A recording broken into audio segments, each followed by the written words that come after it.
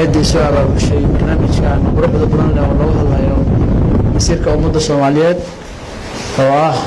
dib u eegista dastuurka dowladda federaalka ee Soomaaliya ugu horeyn waxa qof walba ku soo dhacaysa maskaxdiisa waa maxay dastuur dowladda Soomaaliyeed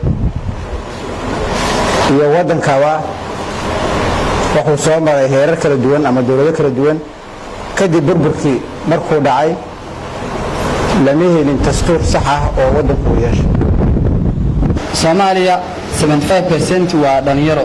sidaas darteed maadaama ay yihiin inta ugu badan dalka waxay xaq u leeyihiin inta ugu badan dastuurka iyo wax walba oo saameyn yeelanaya in ayagu ay ka hadlaan dastuurka